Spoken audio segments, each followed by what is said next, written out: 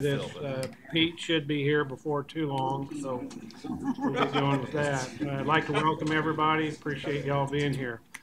Move on to regular business approval of the December 12th agenda. I thought he said we did. We don't? One person? Well, then never mind. Still go through the non-voting items. There we go. There we go. There comes, oh, hell, and I'm already replaced. Okay. Well, fine job while you were at the helm. I was trying. Still take the thing, no action. So. Now.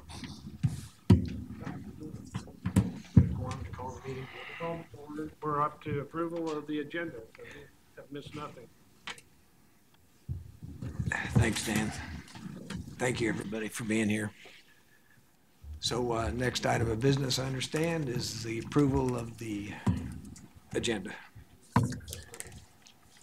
So move. Oh, okay. Before we vote, it's been pointed out to me that Derby had an agreement, an amendment to theirs on their walkable development plan. I think you all have a copy of that in front of you. And so we want to add that to the agenda, and it'll be under the item and the consent agenda item D.I. So if we can amend the motion. Move to amend the motion to include the change. Thank you, Bert. Thank you, Claire. Any other discussion? Okay, being none, the motion is to approve the December 12th agenda with the addition of the Derby amendment to the consent agenda. All in favor signify by saying aye. Aye. Any opposed? The motion carries. Next is the approval of the November 11th, 2017 minutes. If you've all had a chance to read them or review them, any comments? If not, entertain a motion. Motion approved. Okay. Second. There's Ann motioned and Claire second. Thank you. Any discussion? Being none, a motion, all in favor to approve the minutes signify by saying aye. Aye. All opposed, motion carries. The director's report.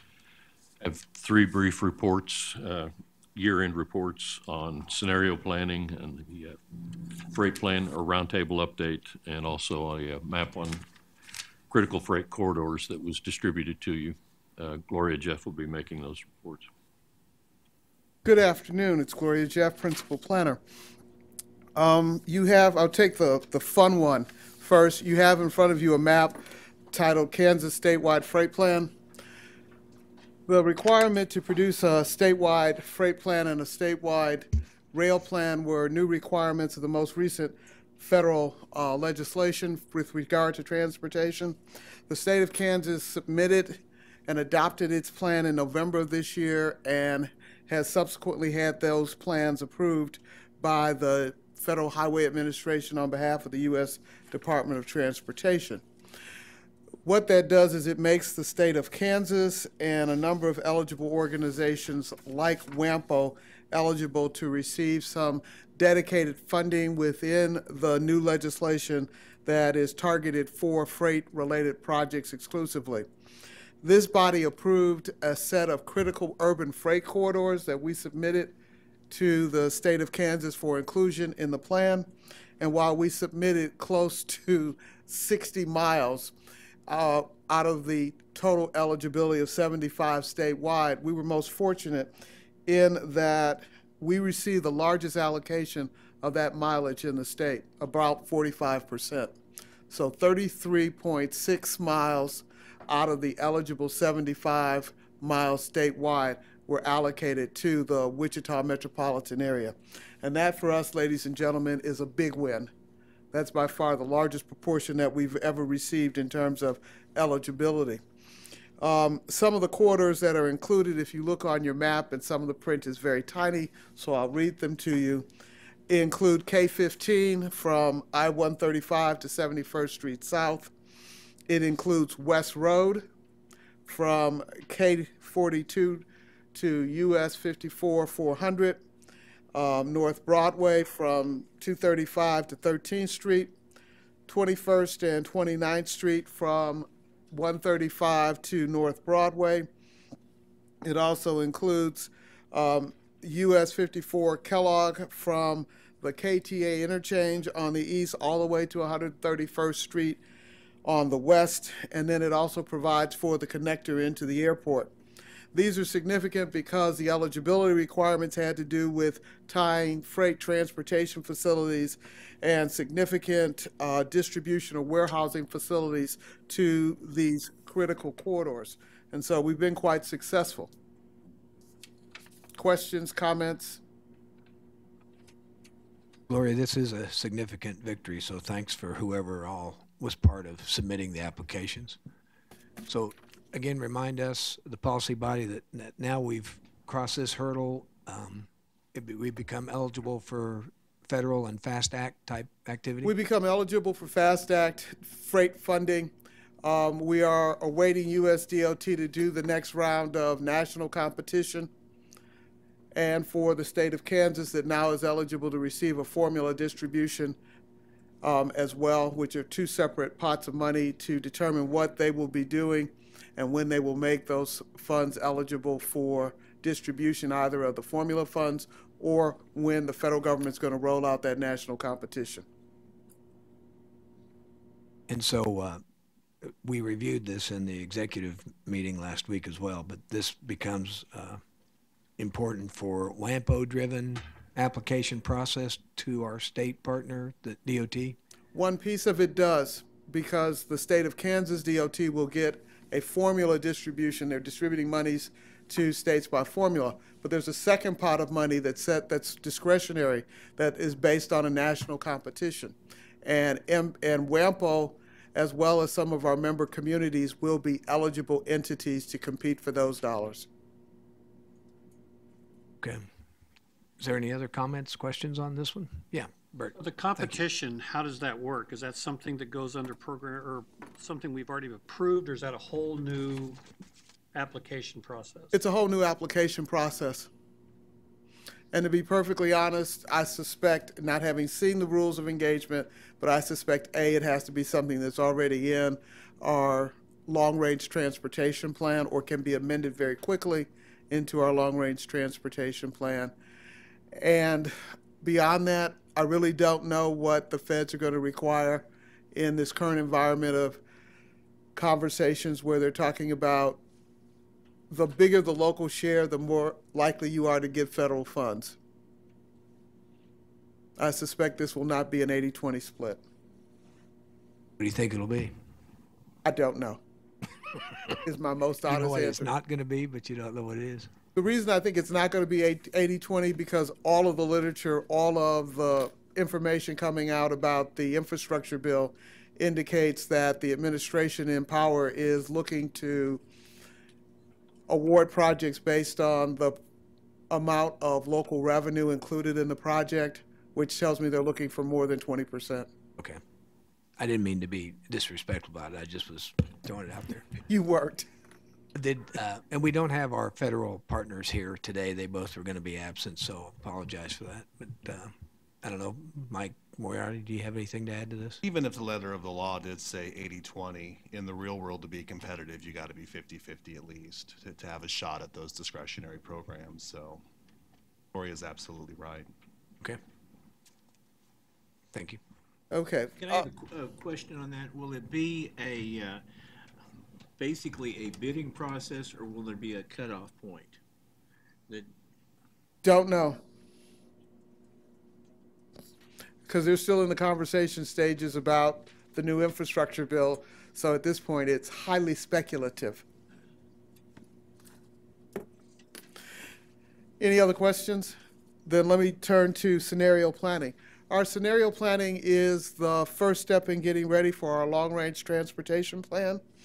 And as part of that initiative, We have been out and about asking folks to tell us what they view as the priorities with respect to driving forces, opportunities, challenges, and issues, and equity matters that need to be considered in developing what might be the future transportation outcomes in this metro area. The working group that's been put together is a combination of additional external folks and the plan implementation advisory committee that was put together right after the adoption of Move 2040. It has begun a public engagement process. At this point, we have gone out to some 24 entities throughout the metropolitan area, and included in the staff report, you can see that some of those entities have helped us to identify what they think are critical scenarios and outcomes to be considered. We've provided an information package, provided invitations to all of the member jurisdictions to either have us come before their city council or some component of their city government that they would like to have help us set these sets of priorities. We have also gone before the Sedgwick County Association of Cities. Councilmember Clendenning, thank you for that opportunity to come in and present to them and give them an opportunity to, again, establish priorities so that we would know as we develop these scenarios what folks think are important. We'll begin the process of developing scenarios shortly.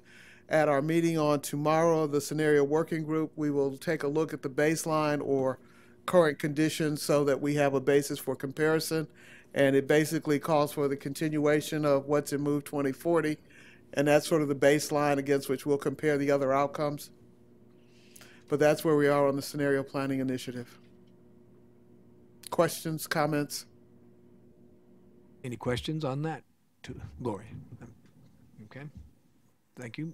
No questions? Okay, last item is our freight roundtable. This is, in my opinion, one of the most exciting things we did in 2017 was to pull together a roundtable of government, private sector, operators, carriers, shippers, interest parties, regulators, to look at what are the needs of the freight. Our charter is to look at both transportation of people and transportation of goods. And this is the first time in the last 3 or 4 years that we pulled together a group to really begin to focus on the goods movement side of the equation, that which has some of the greater economic development potential. In this metro area, we have a unique freight movement that has to do with the fact that in terms of economic value, the bulk of our freight does not go out on a surface mode. It's those products that get flown off to owners from Cessna, from Beechcraft, from Lear, from Bombardier, the parts, those represent freight movements, and much of that does not go out on a surface mode of a truck or a rail car, but goes out via air. And so it brings a unique perspective to our looking at the whole issue of freight. We have pulled together a group that includes one of the more interesting members is our friends from McConnell Air Force Base, as they talk about what the needs of the base are. This group also went through a prioritization process similar to the one that we're using for scenario planning, and included in the report is that you can see where they are establishing priorities. In driving forces, it has to do with the regulatory environment, what's happening with respect to land use, and then finally what's happening with respect to technology will shape from a driving force perspective. The challenges that we see are that they saw was the fact that we don't have a regional vision. We don't have aspirational goals with respect to goods movement, that we have challenges with respect to funding at all levels of government and the private sector, and that finally we have to address everybody's favorite project, the North Junction. When we look at opportunities, our position on the I-135, our position on the I-35 corridor, our position in the Great Plains, the relatively low levels of congestion or delay, it isn't really congestion, but delay in our metropolitan area, and the fact that there are tremendous employment opportunities for both truck drivers, for rail operators, for supply chain and logistics personnel that represent the full spectrum of positions, create tremendous opportunities in this metro area. And then finally, the things that they see as being equity issues, or as they like to call it, inequities, had to do with the political environment and the funding that has been or is not being made available to the Kansas Department of Transportation, the allocation of funding among the modes, and then finally, the political representation on key legislative committees in both Topeka and in Washington, D.C. We're utilizing these priorities to help shape the work program. You see what we are proposing to do during 2018, which includes the development of a speaker series, analysis to support the updating of the 2010 freight plan, and then the preparation of the federal freight grants as they become available. So that's the work of your freight roundtable. Questions or comments? I'm glad we've got that together. Appreciate the policy body urging them to do that. So congratulations, Joe. Any questions about that? Okay. Thank you, Gloria. Appreciate it. Phil, anything else from the No, sir. director report? Okay. All right, that concludes the director's report. Going to item 2D, the consent agenda. Recall we added the Derby agreement into I, but item 2I I'd like to pull from the consent agenda vote. I got one more thing to add to that. So entertain a motion to approve the consent agenda with the exclusion of D double I. I'll move. Second.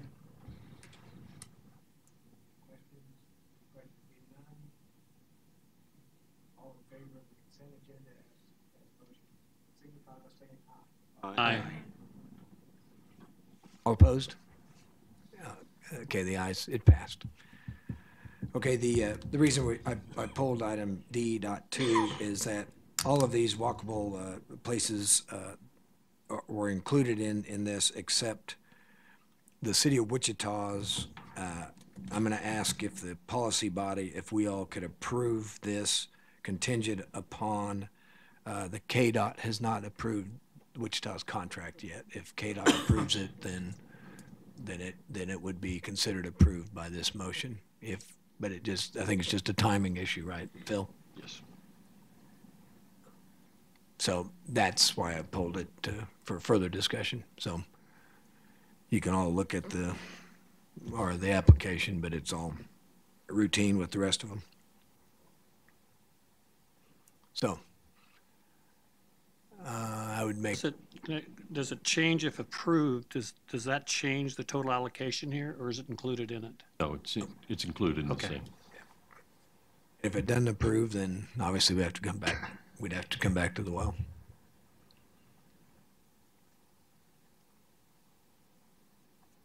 So, Want the motion to say to Please. approve the walkability plan pending KDOT approval? So moved. Second. it's been moved and seconded, motioned and seconded, I'm sorry. Any questions? Being none, all in favor signify by saying aye. Aye. All opposed? Motion carries. Thank you. At this time, we move to item number 3, which is the public comment period, which anybody from the public that's here would like to address the policy body. Now is your chance to come forward. Jane, you're being kind of quiet over there. Okay. All right. Being none, we'll move to item 4, the planning considerations. With 95th Street South corridor plan, we have somebody going to welcome to WAMPO. Make sure you introduce yourself so we all are familiar with our speaker. Thank you. Good afternoon. Thank you. My name is Lynn Packer. I'm the engineering manager for Sedgwick County Public Works.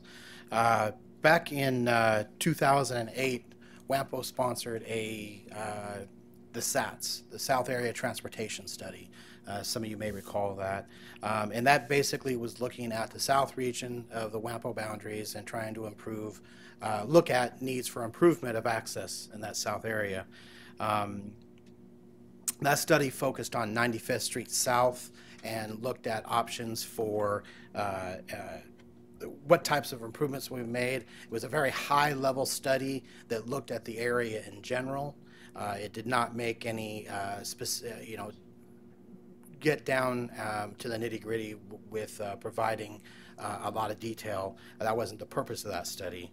So Sedgwick County last year took on the role of sponsoring a study that was a little lower level and would allow us to look at any options a little closer to see what's needed out there, to see if it's still something that's needed, being several years later.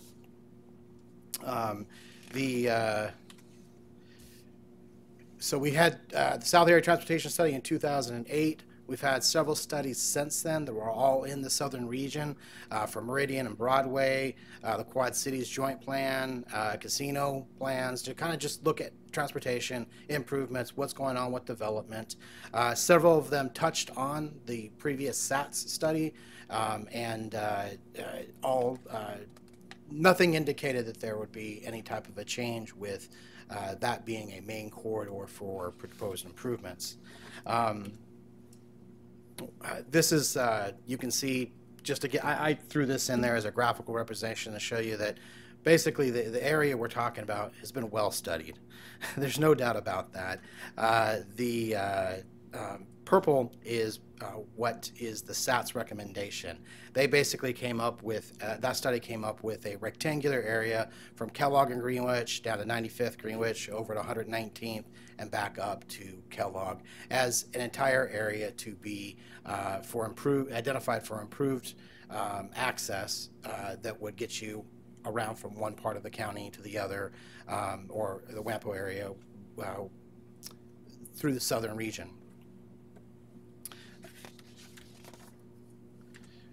And so we went ahead and undertook a study that was going to take on a more manageable chunk of what they had identified as an improvement corridor.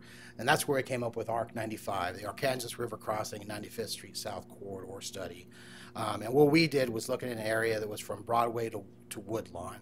And more specifically, we looked at an area in the shaded area there that's going to be kind of a detailed area of Broadway to Woodlawn, and to develop more detailed concepts. I think you can kind of get the idea for what's the reasoning for having that secondary area, as we do have a gap over the Ark River. This is no small feat to cross. This isn't just crossing the river, it's crossing the BNSF Railroad, it crosses K-15, as well as the river, and it's basically going to connect Woodlawn to Bluff.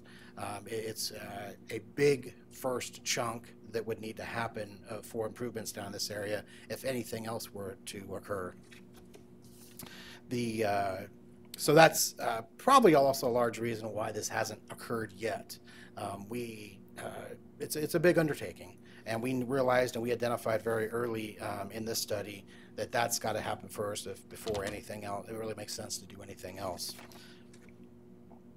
So a big part of this study here was to set some goals in the very beginning, set steering committees.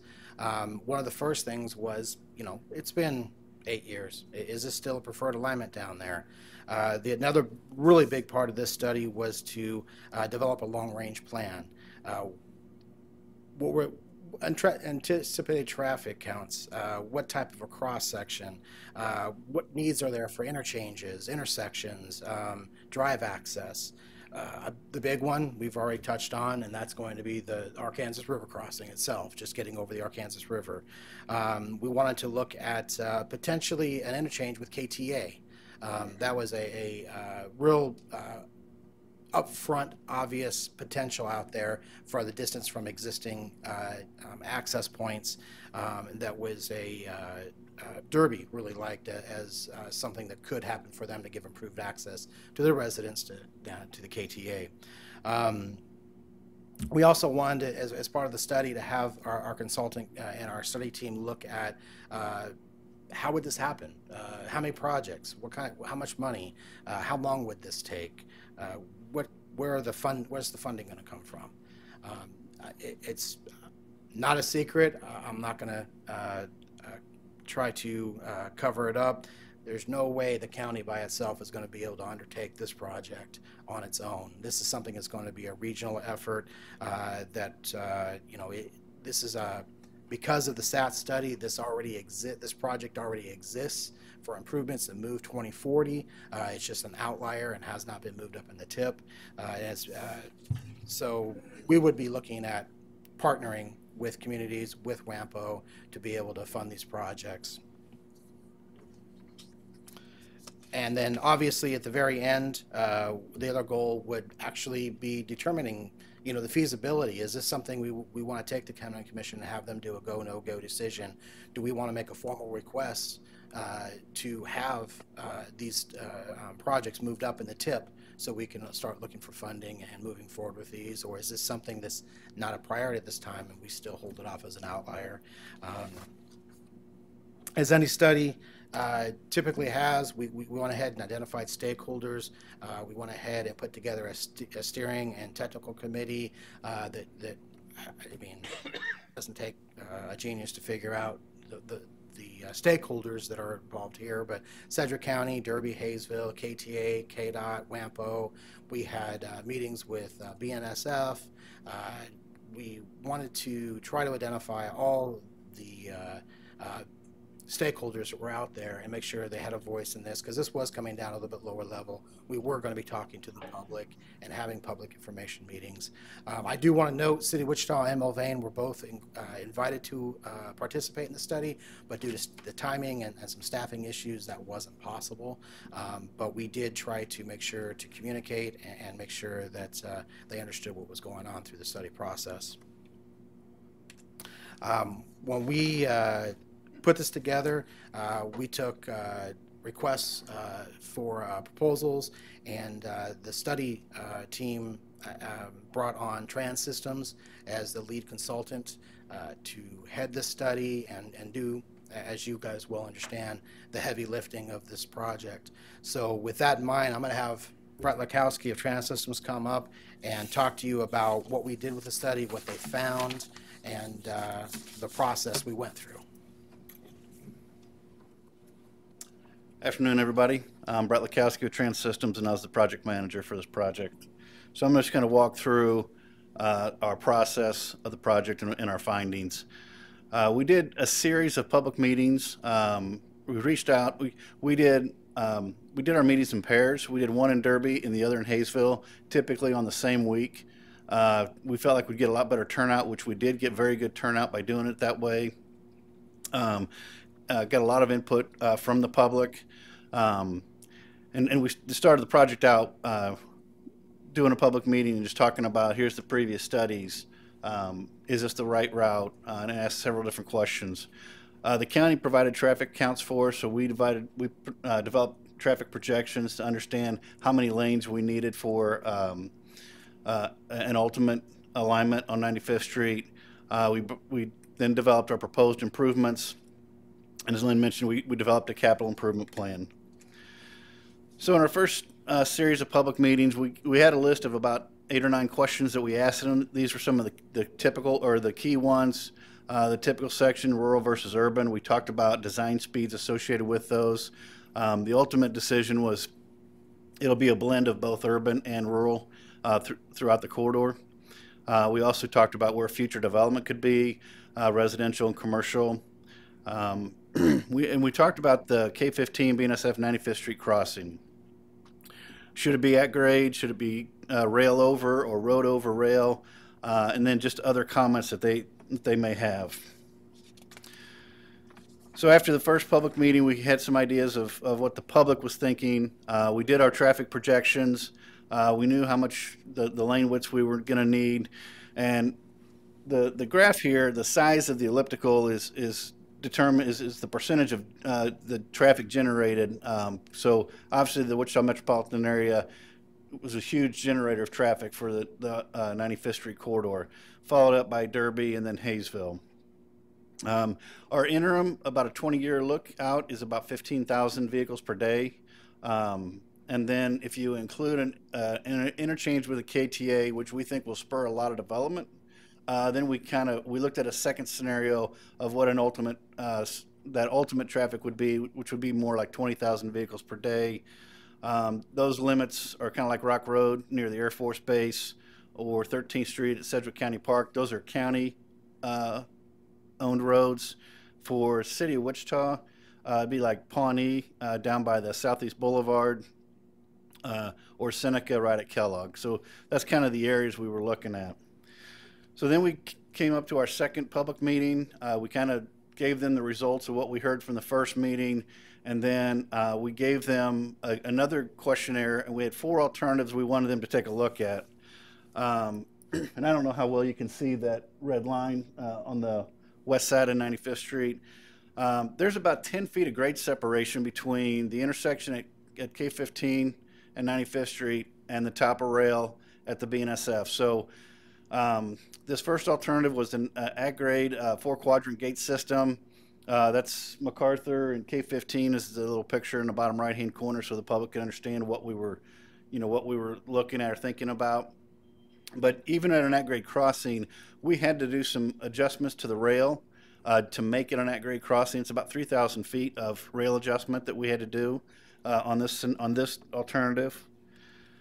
Our second alternative was the rail up and over Roadway. Again, there's a small red line on that west side.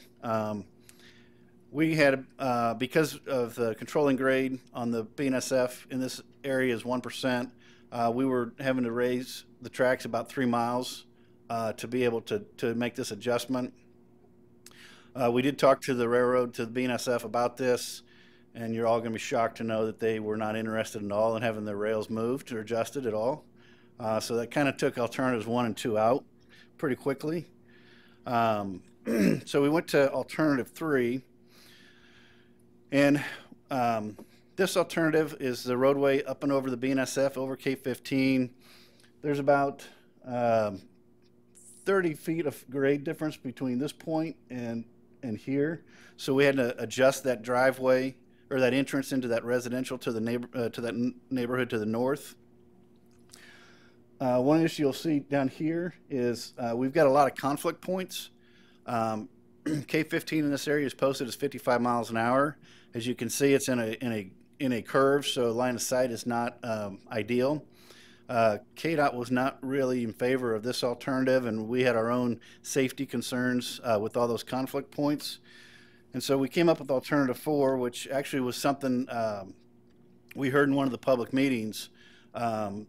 It's actually a rail engineer for the BNSF, and it's something he has seen down in Texas. So how we ever lived without Google Earth, I don't know. But we immediately went to Google Earth and looked at what he was talking about. And so we came up with this idea of the southbound traffic would have a slip ramp that would exit K15, come up to 95th Street, and you'd have your intersection up on top. And then to go southbound, to get on southbound, you would also have a little slip ramp. Now, we're able to do this without having to get onto the BNSF right away, because in this section of K15, there's a center turn lane. And by grade separating that, we would no longer need that center turn lane, so we would shift the lanes over to be able to make this work. This was the heavily favored alternative from the public, as well as the steering committee and the technical committee. And so this next picture is just, and I realize it's kind of hard for you all to see, but this is kind of a blow up of what that ultimate interchange would look like. And this is similar to the picture in the bottom right hand corner is at 29th and I-135. We have a similar layout there as to what we were doing. So just to give the public an idea of what we were looking at. So the other interchange we needed to take a look at was the KTA Interchange. We developed this concept. We had a special meeting with KTA. They approved the design of the concept, whether it be with or without toll gates, because they are kind of going towards electronic tolling. This this interchange is also in KTA's 10-year long-term needs study. So we did talk about it. It's there. The next phase for this interchange would be for them to do a cost-benefit analysis to determine if it made sense for them to build. So obviously these are some big projects, and it's going to take a lot of money, as Lynn mentioned. So we just talked. We also developed some funding sources. As Lynn mentioned, there's $12.6 million currently in WAMPO's Move 2040. I know the Highway Safety Improvement Program is allocated through fiscal year 2020, so you would have to decide if this would be a project that would compete amongst other projects.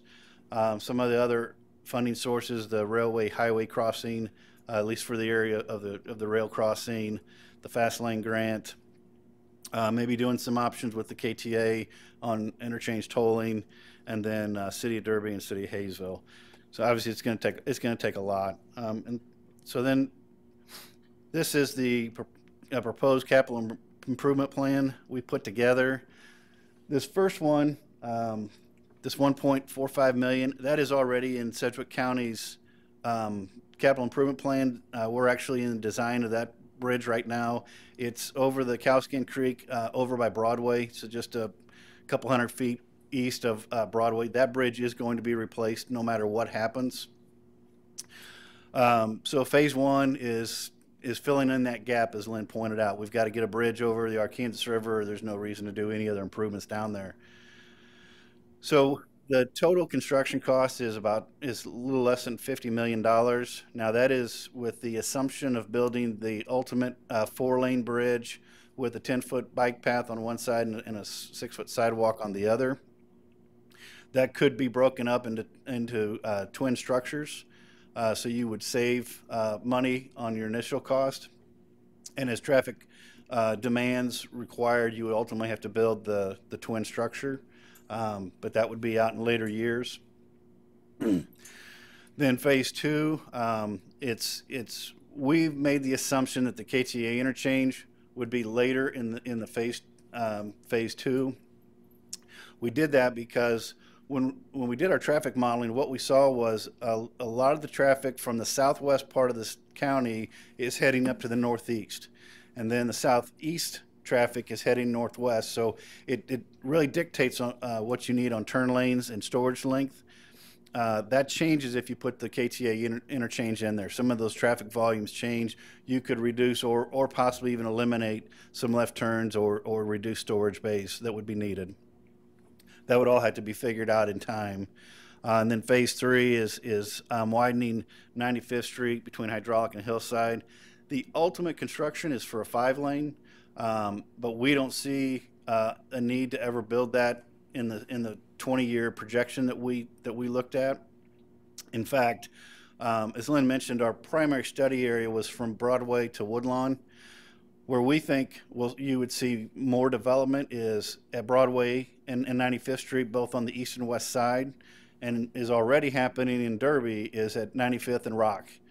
So our recommendation is that the agencies understand pay attention to what's happening in development in those areas, because that could dictate some things that you would do on in the corridor.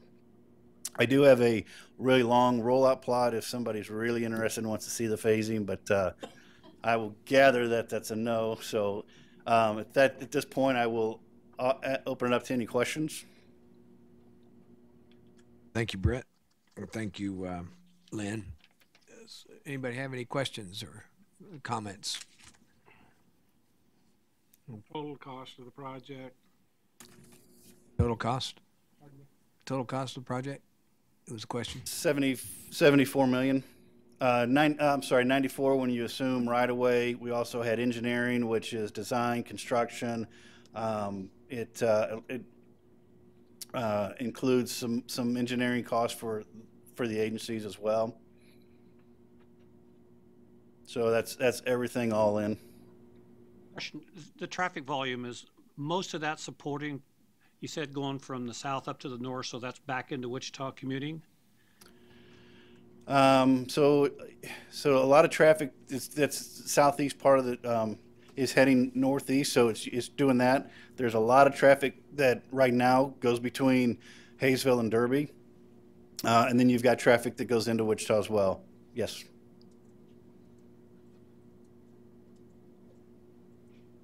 Yes, Tom. Oh, okay. All right. We have about a 3-inch thick report. If anybody wants, we've got some extra copies. So if you're having trouble sleeping at night, it's really good. I highly recommend it.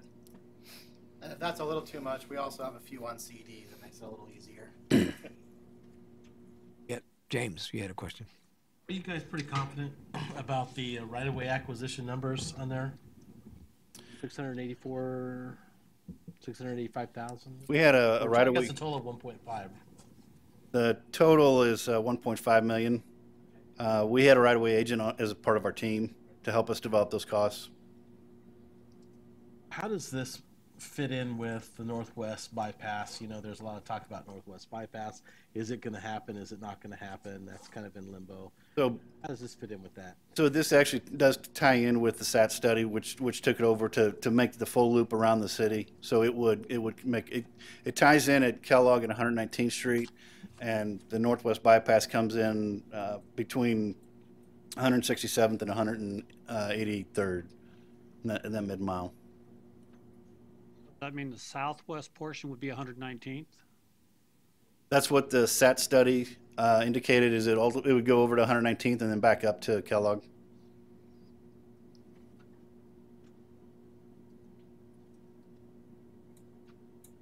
Okay. Any other questions? All right. Thank you. Thank you a lot. Thanks, Brett.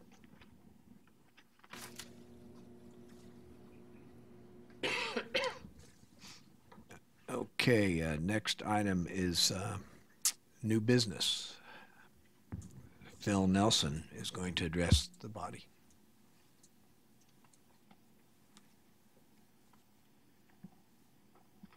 I just want to tell you, Brett, that was even better the second time than it was the first.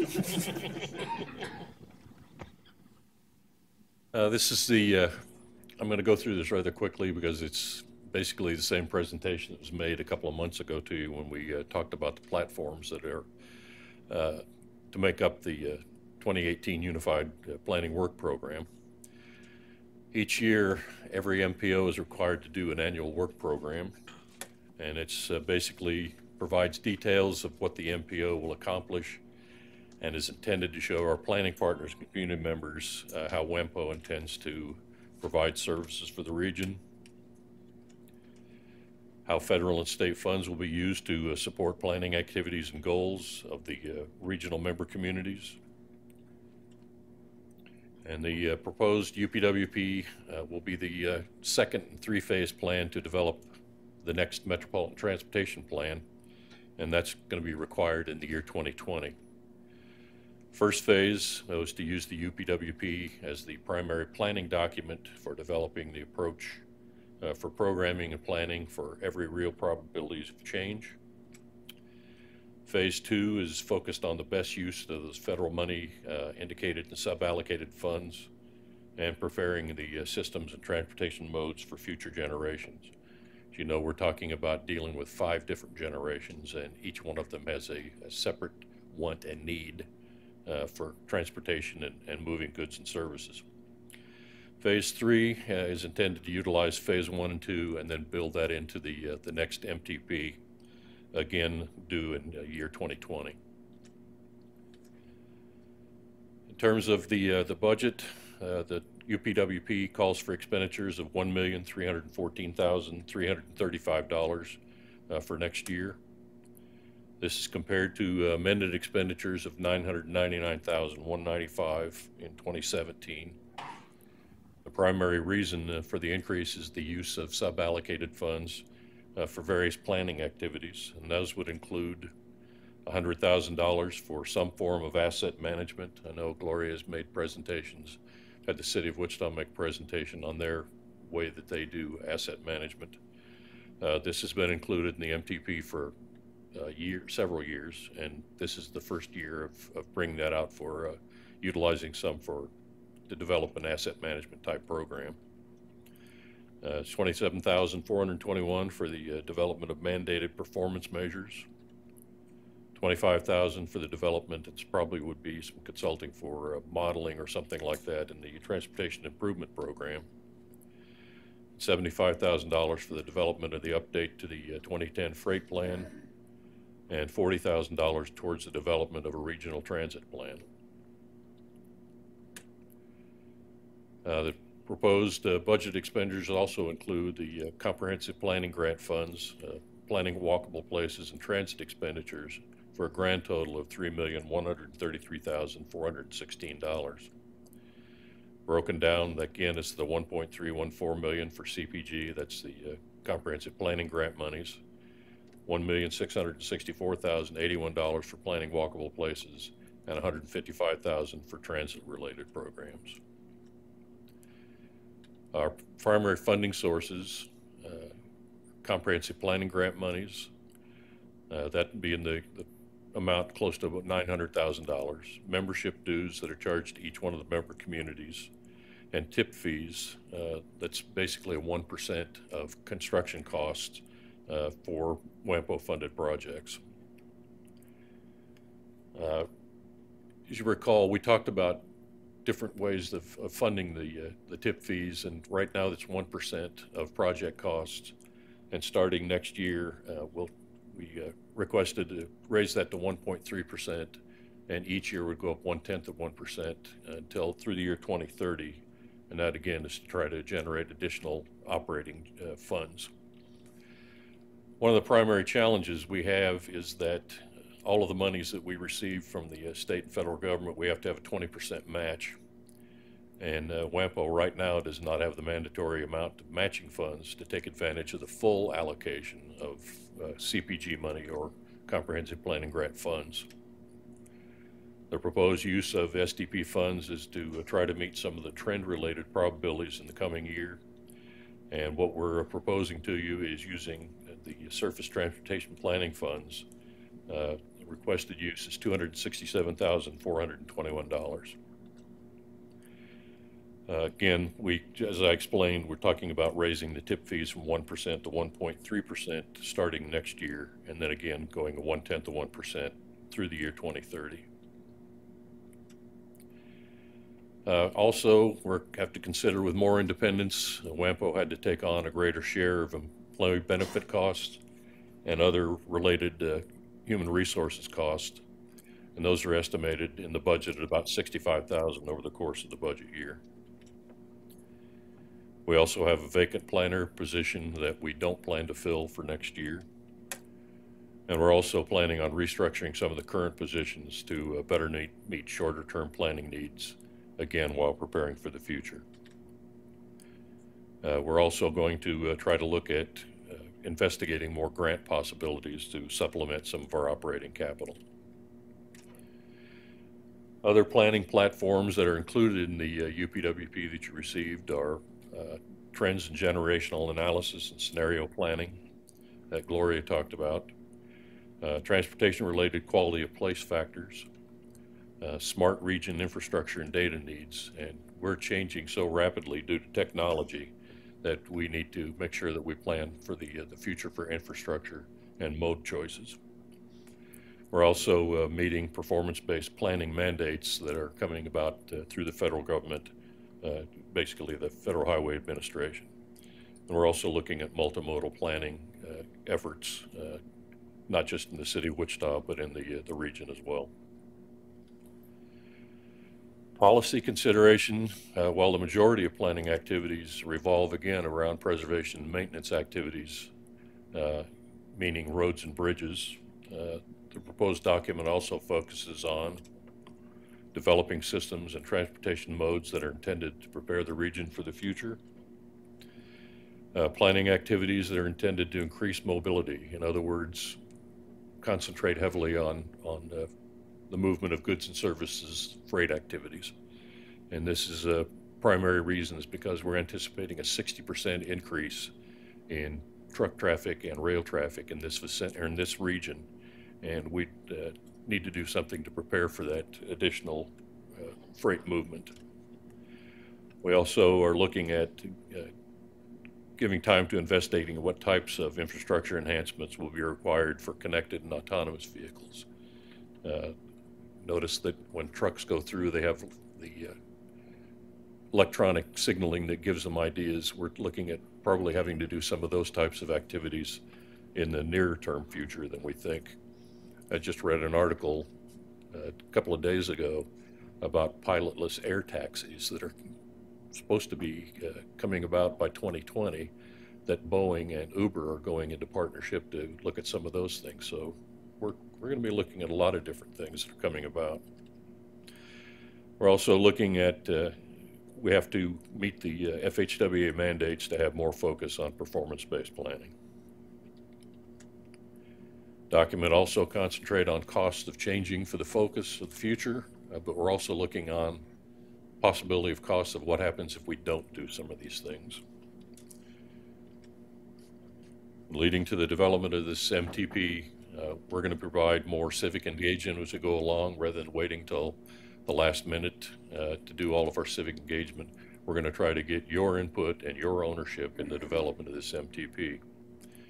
And we're starting with, as Gloria's pointed out in the scenario planning, we've gone out to several different agencies to get input on the basics of scenario planning. Forgot to change the slide here, but we're asking you to approve the document as submitted, and if you have any questions, I'll be happy to try to answer those. Thank you, Phil. Yes, Ann. Not a question, but more of a comment.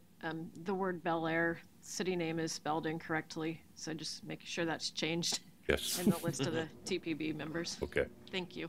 Just on the check, though, correct? Correct. Other questions? Bill, so we would submit this to the up the chain of command at the federal level. Is that right? Yes, the state has to State. approve it, and the FHWA has to approve it as well. I know it's a lot to digest. We've seen all of this or parts of it before, but you've kind of refined it. The executive committee was kind of aware of it. We're okay with it. I don't know if there's any other comments to submit it. It's a mouthful, though, for sure. But we're sure that with Mr. Moriarty sitting at the table, he's going to give it his blessings. White smoke, right? Or is it black smoke? I don't Okay, know which thank one. you. Well, that's the first step. Now you got to get it past the feds. All right. Thanks, Phil. Any other questions for Phil? Before we entertain a motion, we do have to take an action on this item. Okay. Move we approve the 2018 Unified Planning Work Program. Thank you, Bert. Thank you, Claire. It's been motioned and seconded to approve as presented. Any other questions or comments? Being none, all in favor signify by saying aye. Aye. All opposed? Motion carries. Thank you.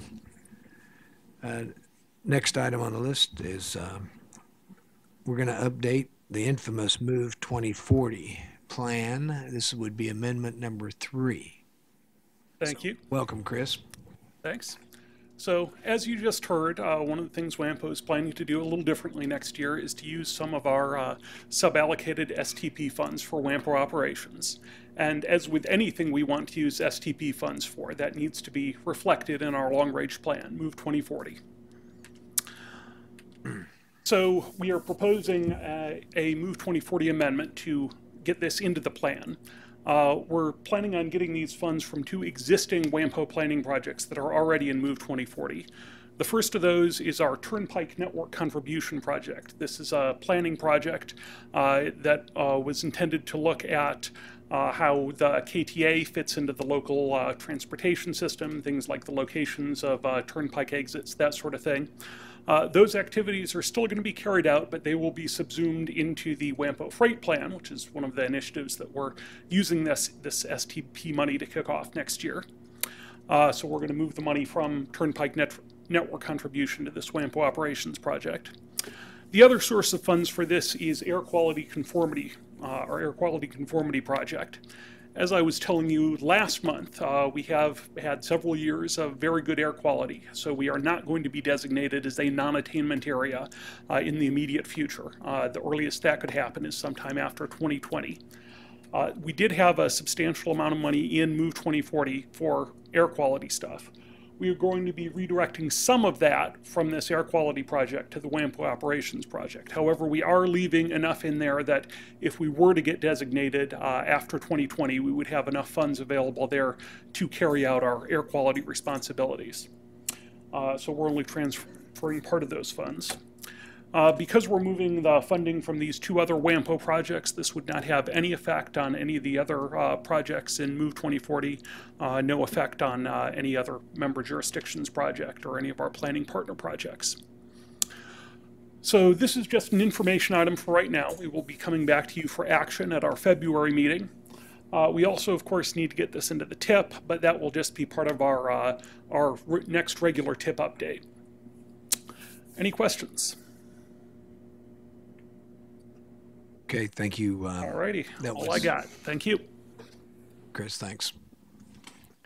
The actual amendment itself is a little bit thick, but it encompasses everything, so you had it in your links. So being no questions, I entertain a motion. I'm sorry, Mr. Mayor. I didn't know. I was instructed by staff that this might be the appropriate time to add an amendment to the Move 2040. We have a project in Andover that's not requiring any funding, but is that right? Yeah. Sorry to interrupt you. That's okay. So you're wanting to amend this amendment Just make a motion to add the improvement of 159th Street from the KTA Bridge to Central Avenue in Andover to the Move 2040 plan. There are no federal funds or WAMPO funds anticipated, but this is considered a regionally significant route. Sure. Staff have been talking with Les Mangus over in Andover about this, so we're expecting this. To request us to get started with the amendment process, we don't need any board action. We just need a request from a board member, which this is just a fine way to do it. So we'll have that. That will be, we're planning on taking care of those in a separate amendment from the WAMPO operations one I just talked to you about. This does actually bring us, it's an opportunity just to remind everybody that if you want any Move 2040 amendments prior to the development of the next TIP, we need those by December 15th, the end of this week. So we've now gotten the one from Andover. I think there are a couple of other jurisdictions that have talked about asking us for some Move 2040 amendments related to the TIP. So just a reminder to anyone on that list or anyone else, if you are looking for one of those, please get the request from a TPB member to staff by the end of the week. Thanks. No problem. Thank you.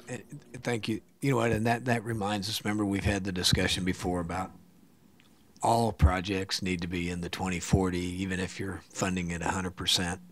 Not sure we all are in total agreement with that policy, but I think that's one of the requirements in the MPO world from the federal and state level. So thank you, Andover, for adding that, and it's a reminder to all of us. Okay, so back to it's a new business item to update the Move 2040 Amendment number 3. Entertain a motion. Yes, sir? Just an update item. We'll come back to you in February for the action. Oh, Tom, thank you for. It's been a little bit of a long day, but that's all right. So thank you. My correction. I apologize to those and those of you watching on TV. I'm sure you caught that mistake. Okay. Next item is the committee and partnership status reports and updates. Committee update from the chair, that's me. The executive committee did meet, and if you all recall, a couple of meetings ago, we voted to expand the TAC committee membership by like 5 various positions.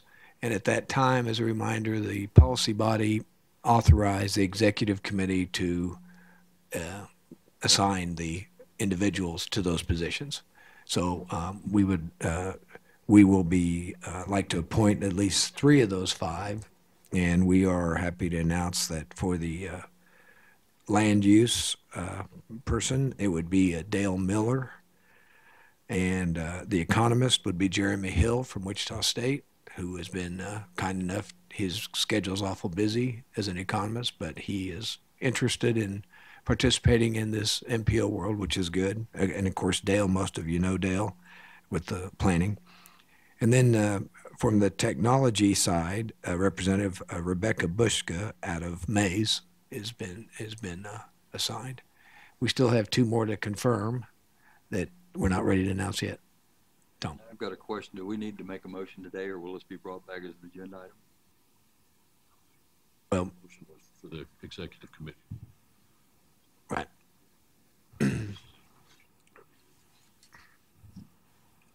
So that's one item to report. Another item is that, well, I was going to report just a reminder that this critical document, the Urban and Rural Freight Corridors document award is out, and that's an important document in your WAMPO file to keep handy for the future.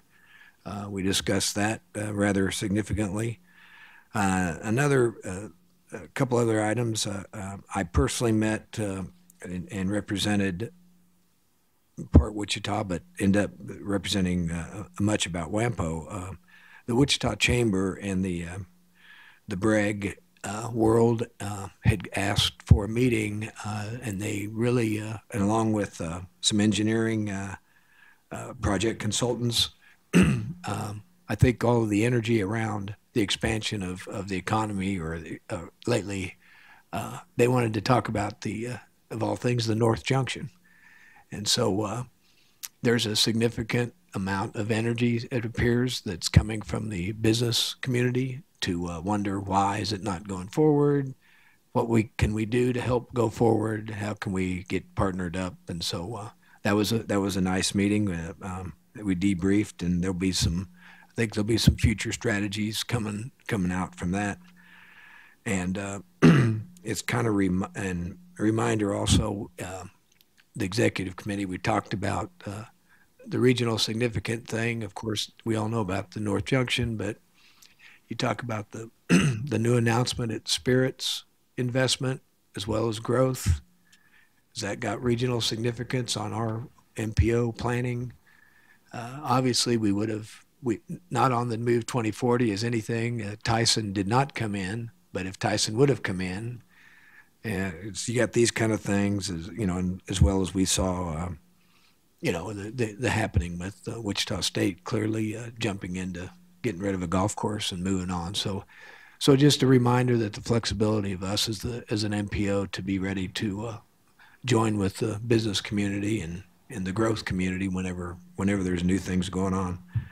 So, and another thing that we've talked, the last thing we talked about a little bit, and Phil's kind of going to be working on that with Jeremy Hill, is try to consider a component on projects that would have a element of a return on investment component to it. It's going to be a little difficult to exactly be accurate. We don't even know what the measuring stick would be. Does it have to have a minimum X return on investment? But we think it'd be very healthy to discuss that. We think our community is at that mode of, if we're going to invest, what's our return back to the taxpayers and the community. So that was the extent of our, unless I missed something on our executive meeting. Being none, any questions about that? Be glad to entertain. If not, move on to the next. Oh, the TAC, Tom Jones, your report TAC. Get your microphone in front of you. Pardon? Microphone. There you go. 2 things we talked about at TAC that were on the agenda today was 95th Street plan. We had a presentation, and then the Move 2040 admin, or the third update. So. Yeah. Very good. I did notice something today I'd like to throw out, though. I saw a longer than usual semi-truck trailer trying to turn off a 4-lane onto a 2-lane and then making another immediate turn onto another 2-lane, and he was having to back up in traffic. And so as we do designs in the future and as things change, the trucking industry is talking about longer trailers. Could be an issue somewhere down the road. So. Pardon? In our scenario it was planning. interesting watching this truck that was almost jackknife trying to make a left turn back up in traffic, and so he could get onto that road. And he couldn't go straight and he couldn't turn, so. All right. Be some probably curb repair going on after that. Okay. Thanks, Tom. The next is a report from Kansas Department of Transportation Headquarters. Mr. Mike Moriarty. Have a short update. With your permission, next month, can we come back with a more robust sort of legislative outlook for the 2018 session? We're just now starting to get a picture for what we can expect. Do you think that might be appropriate? Sure, I think it'd be very welcome, I actually. don't want to get off schedule with, all right, I don't want Kathy to come after me. I did want to let everybody know, we at KDOT have created a new executive level position. We now have a Director of Innovative Technologies. A guy named Mike Floberg has assumed that role. Some of you may know Mike. He was our ITS manager for years, and he's been our Chief of Safety and Technology for several years as well. So this is a new gig for him, and we're excited to have that type of position at KDOT. Obviously, there's a lot of innovation and technology coming our way in the coming years. I think it's interesting. Mike is very well versed in the transportation technology world and in technology in general. However, up until about a month ago, he still had a flip phone. So for whatever that's worth. It's not a joke. I mean, seriously, he did. So anyway, we're happy to have him in that role, and maybe next spring we can get him down here to talk about some of his thoughts and what he has in terms of vision, things like that. Perfect. Very good.